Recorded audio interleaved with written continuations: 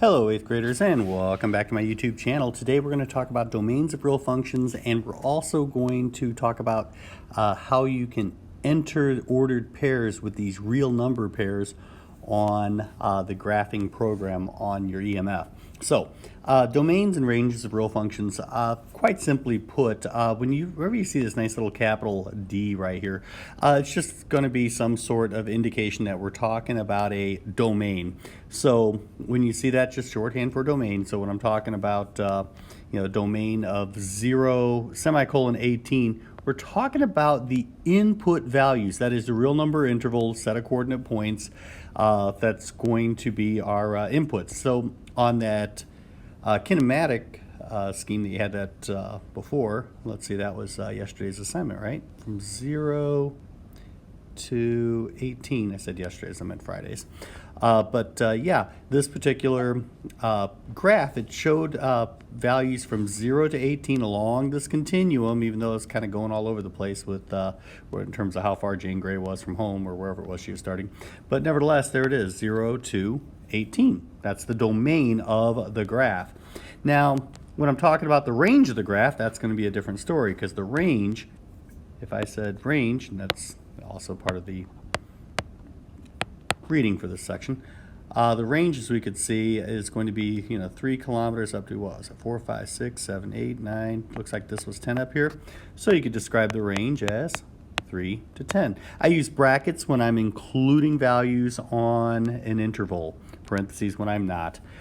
This particular graph down here, of course, though, let's see, its range stretches from -1 to 1. That's going to be the range of this particular graph. The domain of this graph, I'm not using red for any special reason, I just am. The domain is going to start at 0, but it actually, with that arrowhead, it seems to go on forever. So I can write bracket 0 semicolon, and then that looks like a little sideways 8. But yeah, that's going to be indicating infinity. Okay, and I use parenthesis when it's infinity because it never really hits the end. All right, so on exercise 41, I want to advise you, as you're going to do this particular problem, it says draw the Cartesian graphs of each of the 6 permutations, and then they give you 6 values in the set, 6 real numbers here.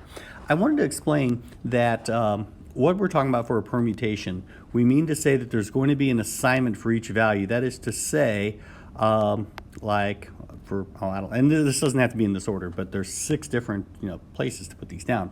So I'm going to go 0, say square root of 2 here, and then root 2 comma pi, and how about pi comma 0? That would actually be an example of some sets of ordered pairs. That would be a permutation. Notice I did not put any of these values, whether it was 0, root 2, or pi. I did not use them as the x values twice anywhere. That's going to make this mapping a permutation. So on this one over here, for instance, I could say 0, 0. That's going to be an ordered pair, sure. Root 2, somewhere around in here should come up. And yeah, and then pi, which again, yeah, this is yet another permutation, whereas these red ones have actually put down the dots here. 0, root 2 looks to be about in there, root 2 pi, somewhere in here, and pi comma 0 is down in here. I should never have one dot above or below the other, is the point. I hope this is making sense for you. I'll do one more. If I go, let's say on this one, I graph 0 pi, root 2 comma 0, and pi comma root 2. Yeah, that'll work. So 0 comma pi, it'll be up there. Root 2 comma 0, somewhere down in here. And pi root 2 is somewhere over here. Again, each of your graphs here is going to have 3 dots, and none of them is going to be a repeat of any of the others you've done, nor are any of the dots going to be one perfectly above or below the other. Let me demonstrate this out for you here. Now, if you think you already know what to do, again, go on ahead here. I'm going to leave this to you to read on the domain and range. I already kind of described that on my earlier discussion. And the exercises are going to be 38 through 45 today, 38 through 45, starting on page 33. But let me go ahead and demonstrate how we're going to use our coordinate editor here. And again, these, actually I should use the highlighter pen. Here's the commands for what you're typing. Notice these ordered pairs are going to have these backslashes and brackets in them, right? So let me jump over here. Let's try out our editor here.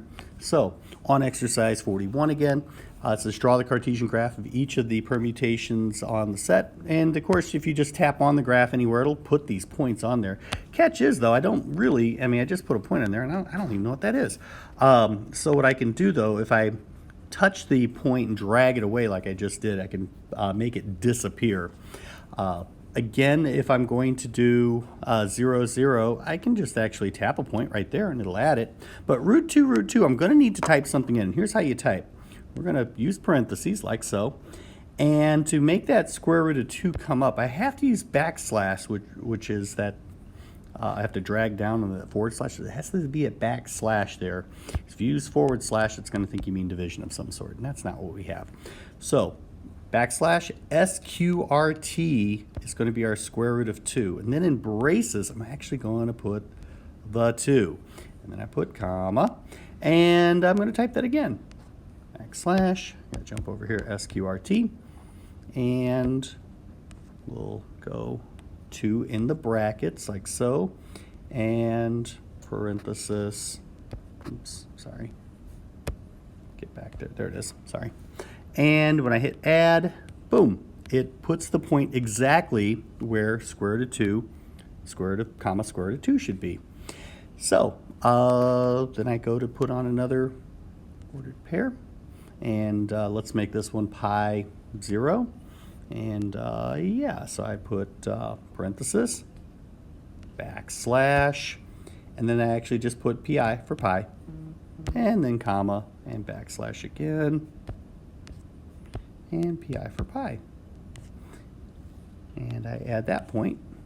And as you can see, we've got 3 pairs on the graph, like so. And you're going to put up another ordered pair. Fine, just click on that. Click on the next little grid and type in whatever you please here. Well, not whatever you please. It needs to be a correct answer, of course. We'll do 0, comma, and we'll put square root of 2. So again, you see I'm putting backslash SQRT, and go over here to braces, and the 2, 0, like so. And I hit add, and it pops right up there. So if I make a mistake, again, don't fret, because let's say I'm for this one I'm going to put, let's see, I'll put square root of 2. Let's say I go, let's say, yeah, we'll do that one. Oops, sorry. Backslash square root, oops, square root, and then on my braces, let's say 2, like so. And let's say, well, let's see, let's put in pi this time. And I hit add, and then I realize, wait, I actually put that over here. Well, when this happens, as you can see, I've got these points I clicked on down here. I didn't mean to do that.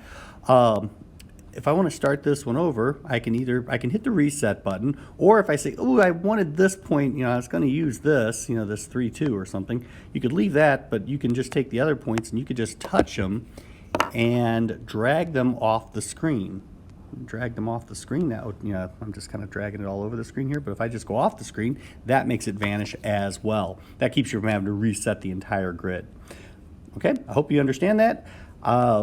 If you have questions, of course, come to Class Ready with those tomorrow, and I will see you all then. Have a great night. Be good.